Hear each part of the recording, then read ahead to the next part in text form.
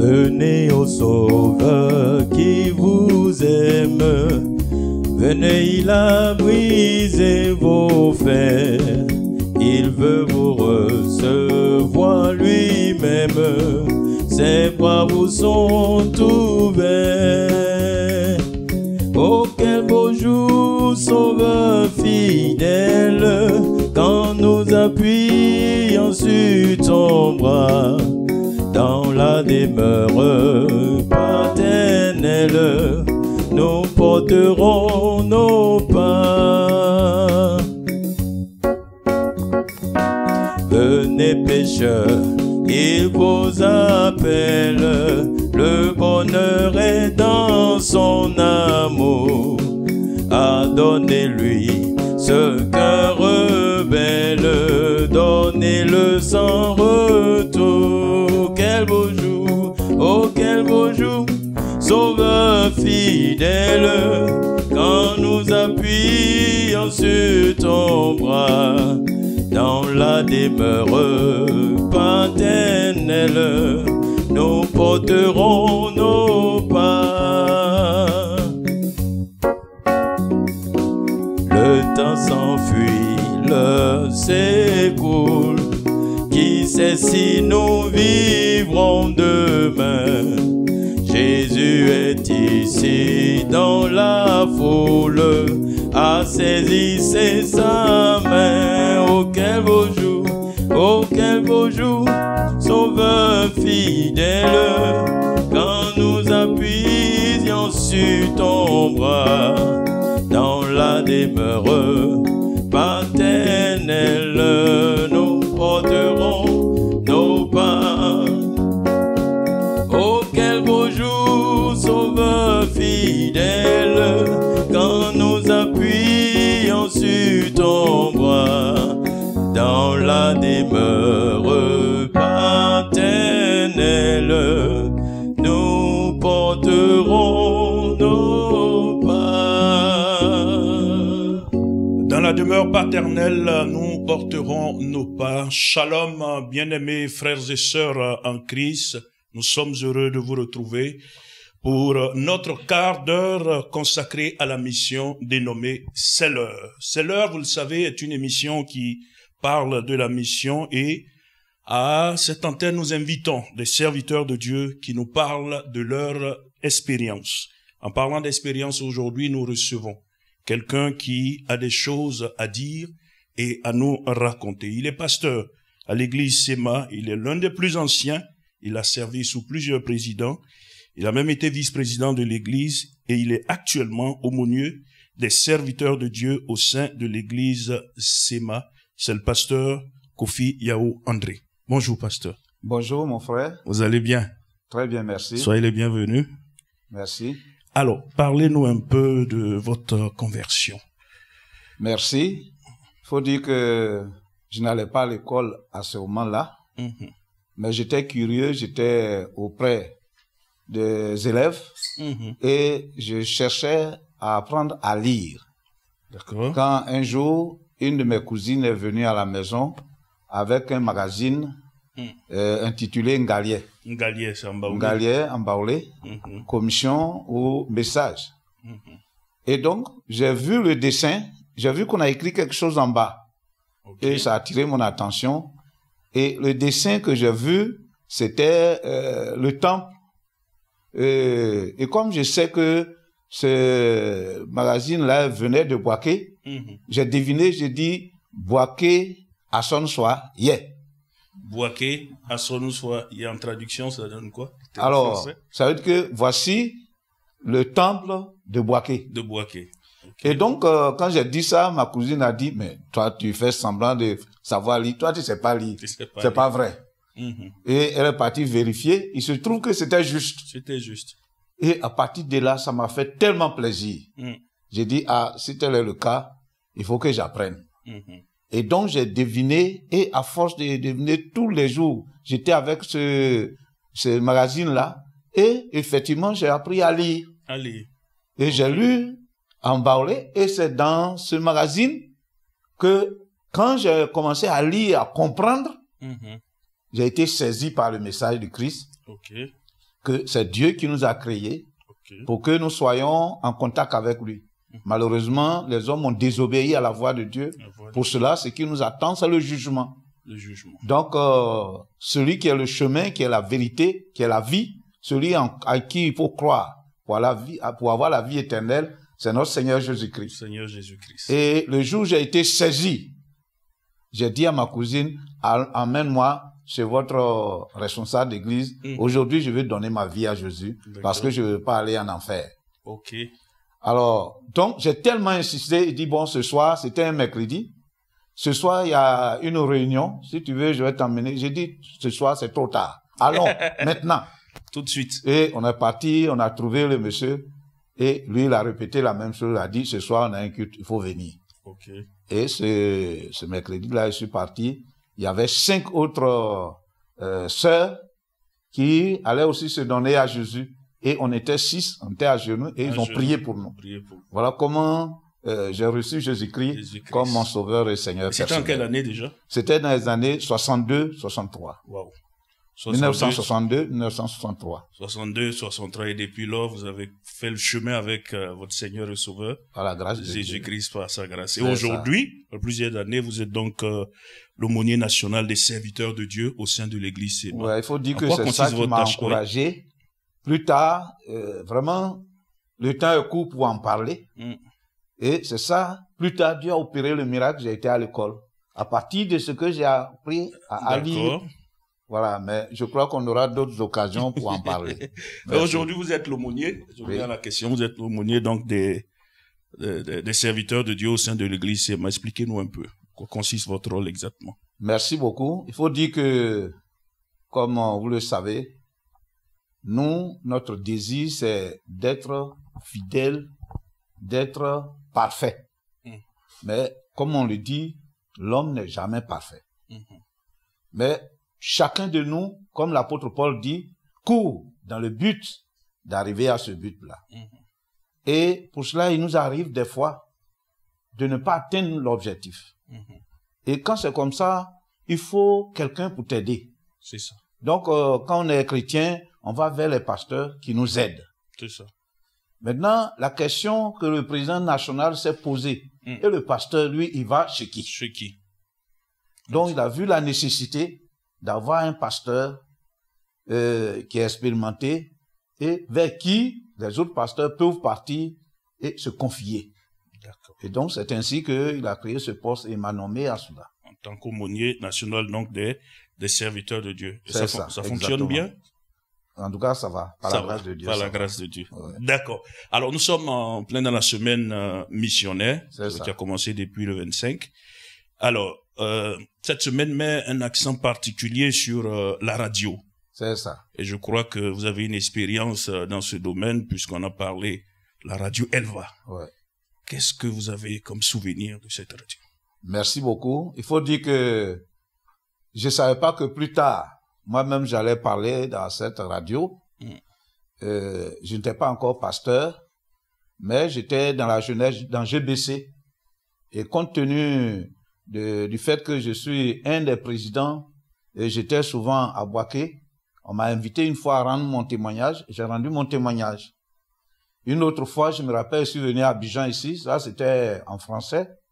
Et on m'a invité, c'était dans la cour des USO, à rendre aussi mon témoignage.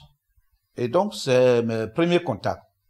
Maintenant, plus tard, quand je suis devenu pasteur, le président Djeka Kofi Joseph, notre patriarche, m'a amené chez lui, à côté de lui. Et c'est là, dans la programmation, on m'a mis sur la liste de ceux qui devraient intervenir. Et donc, l'expérience que j'ai eue dans ce domaine, ce qui m'a frappé, c'est que c'était un moyen efficace pour atteindre des gens loin possible. D'accord. Les lettres que nous recevions à l'époque, non, c'est extraordinaire. Des gens qui sont très dans des grands témoignages. Okay. Et ça nous faisait beaucoup plaisir. Beaucoup. Alors, pour ce qui concerne l'église Séma, en particulier, qu'est-ce que la radio Elwa a apporté à cette église-là? Merci beaucoup. Il faut dire que par rapport aux autres églises, l'église Séma est un peu particulière. Parce que les autres églises, les églises existaient et décidaient d'aller en mission. Okay. Or, l'église CMA est différente. Aux États-Unis, l'église CMA n'existait pas.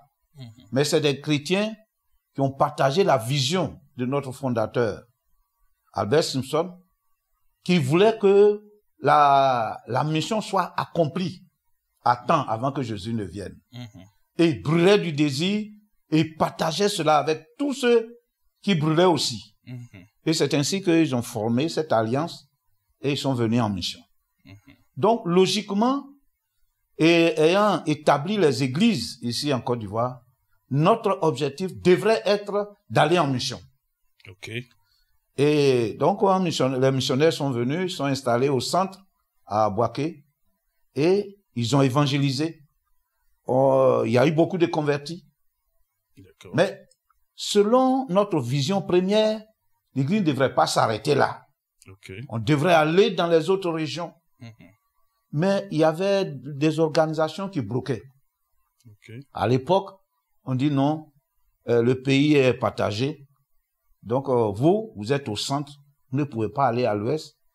Si tu es chrétien CMA au centre et que tu vas à l'ouest, tu deviens membre d'une autre dénomination. Okay. Si tu es au centre et que tu vas au sud, tu deviens membre d'une autre dénomination.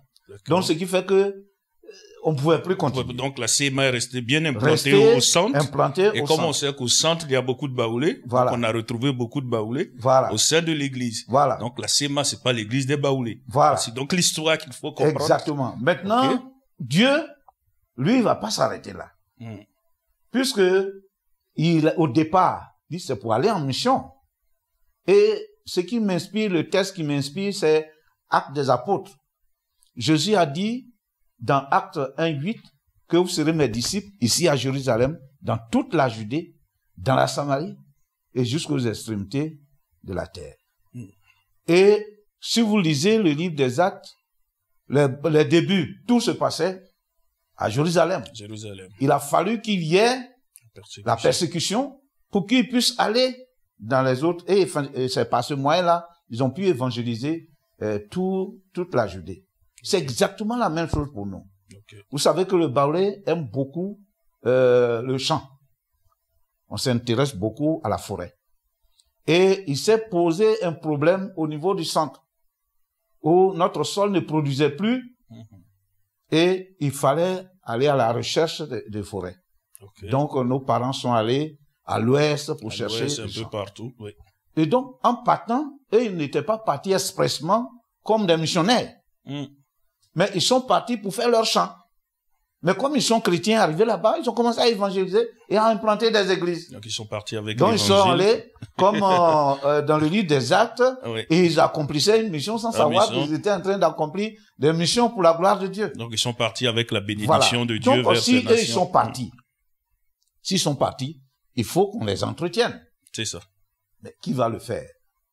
Donc il se trouve que la mission et l'église sont mis ensemble. Il dit, bon, il faut qu'on arrive à initier quelque chose pour pouvoir les encadrer, même s'ils sont loin. Ils sont loin, ok. Et à ce moment-là, il y avait Radio RWA qui se produisait au Libéria. Et donc, ils ont eu contact avec eux, et c'est avec eux ils ont eu à signer un accord pour que nous, on puisse produire des émissions ici, envoyer, et eux, ils diffusent. C'est ainsi que nous avons commencé à évangéliser et à entretenir les fidèles qui sont dans ces missionnaires qui étaient dans les contrées éloignées. Donc aujourd'hui, la direction nationale, donc éditer l'expérience, je dirais, donc construire une maison de la radio, l'équiper avec du matériel moderne. Alors vous, en tant que doyen, je dirais, qui avait de l'expérience, comment vous voyez cela? Je crois que c'est le vœu de tout le monde. De tout le monde. Faut dire que beaucoup jusqu'à présent, quand ils nous rencontrent, mais pourquoi on ne vous entend plus? Pourquoi Morovia n'existe plus? Pourquoi Erwan ne fonctionne plus? Donc on est obligé d'expliquer que c'est la guerre du Libéria qui a détruit. Mais quand est-ce que vous allez reprendre? Parce que vraiment ça nous manque. Et malheureusement, le temps est court. Sinon, j'aime vraiment beaucoup de choses à dire. Beaucoup de choses. Je l'ai dit en introduction, Si qu'on vous recevait permettez, quelqu'un en tout cas, qui a des choses à dire. Un témoignage, vraiment, je tiens à partager. Oui, rapidement, quelques secondes. Il y avait, j'avais un parent qui avait perdu quelqu'un. Et nous sommes partis aux funérailles. Donc, celui qui m'a hébergé, il n'était pas chrétien. À l'heure où le message devrait passer, il a dit à tous ses enfants, toute sa cour, cessez de manger. Venez, on va écouter d'abord, après vous allez manger. Chacun a fermé son plat.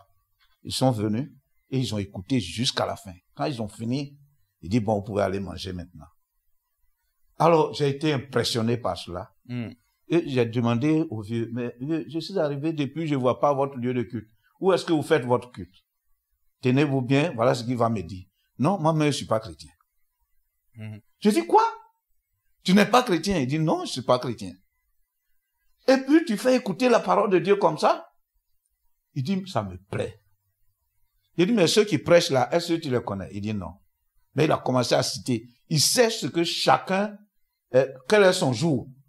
Il a cité tous les pasteurs qui passent, quel jour, et leur message, il a tout ça en tête. J'ai dit, et si je te dis que celui qui te parle là, il est un de ceux-là, tu vas croire. Il dit, tu dis quoi?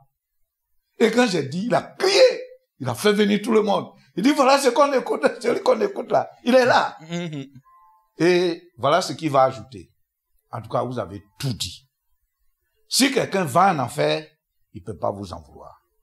Parce que tout ce qu'on doit entendre pour aller au ciel, vous avez tout dit. Vous avez tout dit. Vous avez tout dit. Wow. Et j'ai dit, vieux, c'est Dieu qui m'a amené vers toi. Est-ce que je peux prier pour toi avant de partir? Malheureusement, il dit, bon, ce qui est sûr, je vais partir. Il ne s'est pas converti avec moi. Moi, je suis venu.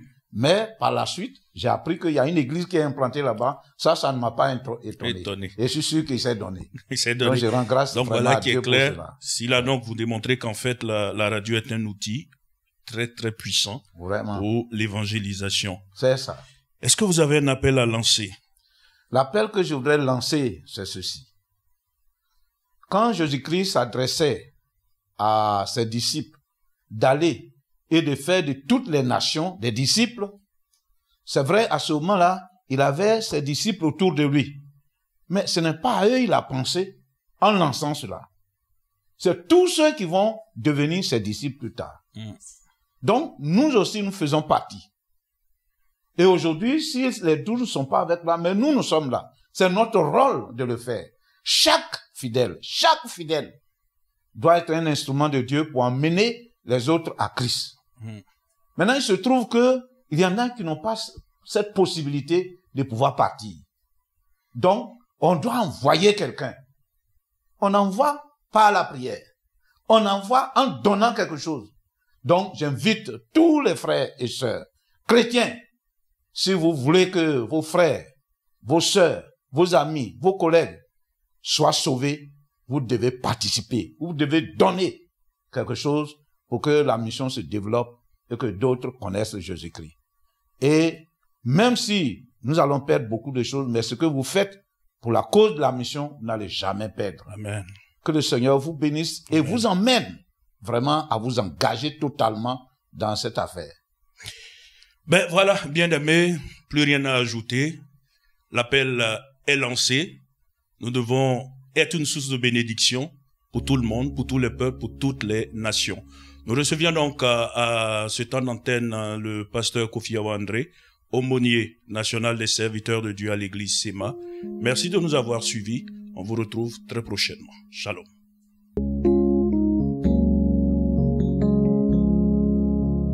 Cherchez d'abord le royaume de Dieu et sa justice, et toutes ces choses vous seront données en plus.